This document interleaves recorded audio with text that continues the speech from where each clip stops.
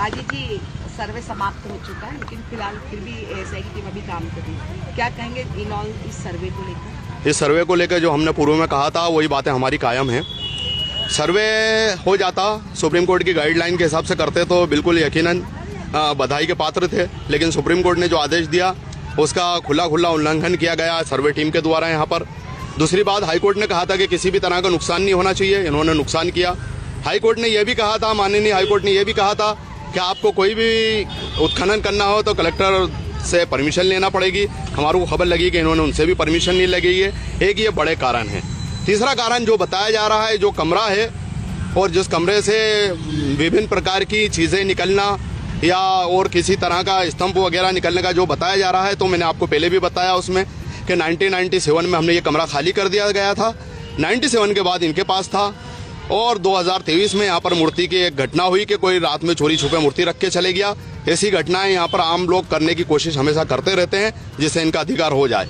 और ये बात मैंने आपको पहले भी बताई थी कि पूरा कमरे का फर्श साबुत था, मात्र एक फर्श निकाला गया, एक टुकड़ा निकाला गया और इसी के नीचे से विभिन्न प्रकार की मूर्तियां निकालना बता दी गई और उसी के साथ वहां से प्लास्टिक के गिलास, डिस्पोजल और प्लास्टिक के चम्मच भी निकलना वहां से बताया गया। तो ये तो अपने आप में बहुत बड़ी शंका करता है कि किसी तरह सारी लोगों की मिलीभगत से यहाँ पर चीजें लाके रख दी गई और इसी को निकालना बता दिया गया। उसके बाद ये बताया जा रहा है कि 1700 के करीब यहाँ पर स्तंभ और विभिन्न प्रकार की चीजें लगी।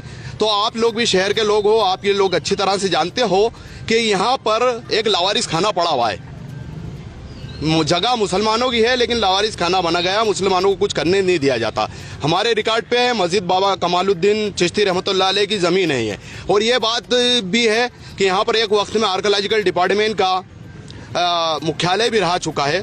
आसपास जीराबाद से लगाकर बेटमा और आसपास के जितने भी विभिन्न प्रकार के आर्कोलॉजिकल डिपार्टमेंट की खुदाई हुई है, सारा मटेरियल लाकर आर्कोलॉजिकल डिपार्टमेंट ने यहीं पर डंप किया है।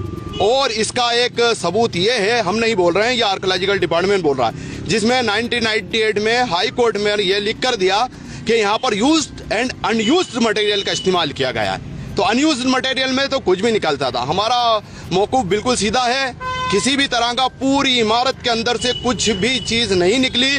कमरा था, अगर उसमें निकलना बताया गया तो ये बात भी मैं आपको एक बता दूं कि जो 150-200 साल पुराने यहाँ पर कमरे बने हुए थे, जो ओटले बने हुए थे, उसको भी इन्होंने रिमूव कर दिया।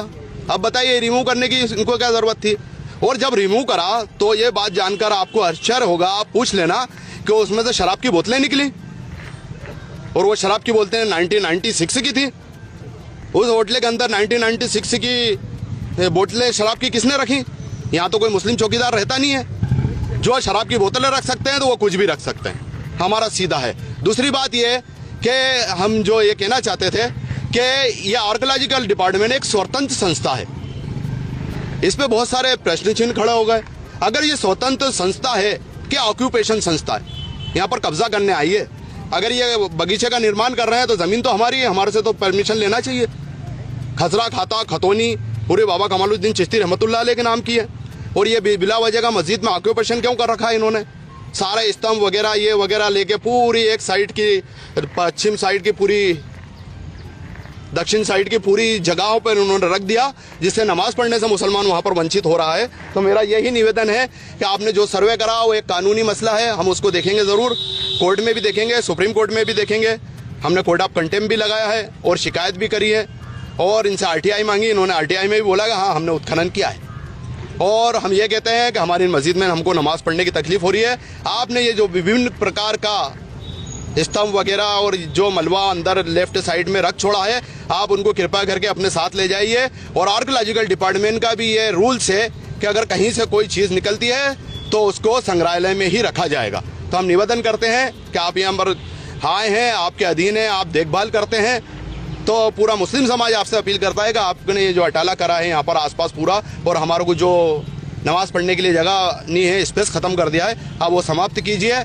और मैं धार के सभी लोगों को बधाई देता हूँ कि सबने बहुत ही संयम से काम लिया, सुरक्षा व्यवस्था बनाई रखी।